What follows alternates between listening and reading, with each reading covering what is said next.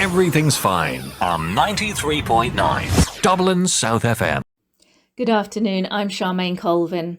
On India this week, here is the latest news bulletin on Apna Radio 93.9 Dublin South FM.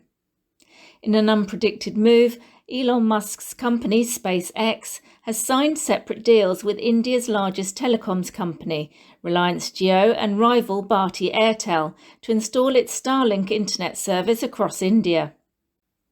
Analysts were surprised at the move as Musk has publicly clashed with both companies recently.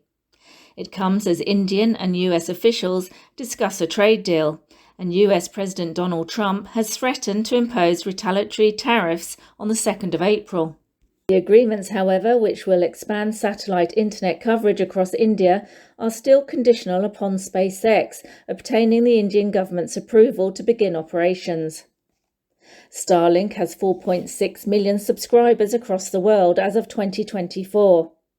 SpaceX has been trying to launch services in India since 2021, but regulatory hurdles have delayed its arrival.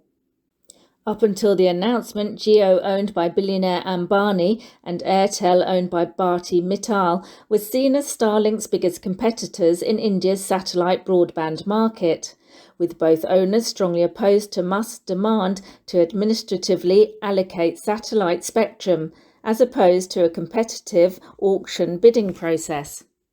Analysts believe Modi's decision to allocate spectrum administratively, announced last October, was likely influenced by Musk's influence on the US government and Trump's tariffs looming.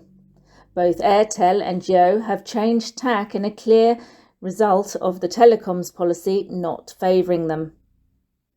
Hundreds of foreign tourists have left a UNESCO heritage site in southern India in the past few days, after 2 women, an Israeli tourist and an Indian homestay owner, were gang raped and a man murdered.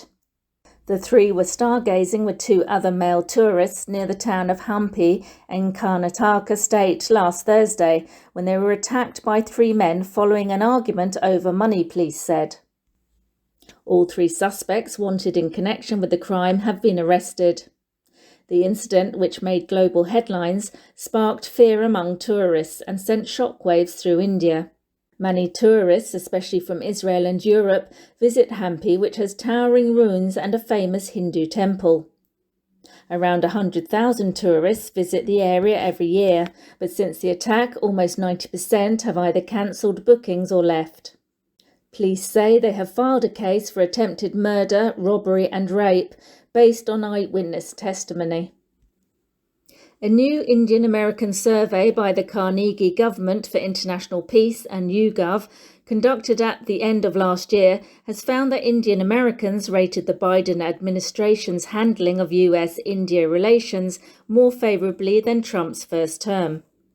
A hypothetical Kamala Harris administration was seen as better for bilateral ties than a second Trump term, although partisan polarization played a key role, with 66% of Indian American Republicans believing Trump was better for US-India ties, with just 8% of Democrats in agreement.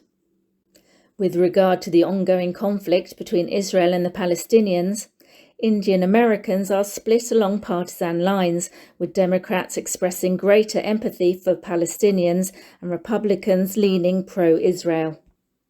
4 in 10 respondents believe former US President Biden had been too pro-Israel in the ongoing conflict. In terms of India's outlook, 47% of Indian Americans believe India is heading in the right direction, a 10% point increase from 4 years ago. The same share approves of Modi's performance as Prime Minister. Additionally, 4 in 10 respondents felt that India's 2024 election, where Modi did not get a majority, made the country more democratic. The survey found that many Indian Americans support Modi and believe India is on the right track. The report was based on a nationally representative online survey of 1,206 Indian American adult residents. A war of words has erupted between the Chief Minister of a southern Indian state and the federal government over an educational policy that, among other things, also deals with what languages are taught in schools. The National Educational Policy 2020 was introduced by Prime Minister Narendra Modi's government 5 years back and is being implemented in stages. It made headlines recently after Tamil Nadu Chief Minister M.K. Stalin alleged that federal government was penalising his state for refusing to implement it, charges Delhi denied. A section of the policy recommends that students learn 3 languages. It doesn't mention any language specifically, but adds that at least 2 should be native to India. Stalin has cited a number of reasons for not implementing the NEP, but it is his allegation that the 3-language policy will lead to the imposition of Hindi, the northern Indian language that is most widely spoken in India, in his state, that has recently dominated headlines. Southern states have often protested against efforts by successive federal governments to privilege Hindi over other languages. It is an especially sensitive issue in Tamil Nadu, which has been historically at the forefront of such protests. Tamil Nadu teaches only 2 languages, English and Tamil Nadu, in schools, and argue that schools have performed well over the years on surveys measuring parameters, including access to education and quality of infrastructure. And in cricket news, India was crowned 2025 Champions Trophy winners on Sunday in Dubai after making hard work of a 4-wicket win over New Zealand. The win cemented India's place as the leading white ball side in the world, coming after their victory in the T20 World Cup last June, and eases the pain of the defeat by Australia in Ahmedabad at their own 50-over World Cup 16 months ago. So that's all from On India this week. You have been listening to Apna Radio 93.9 Dublin South FM.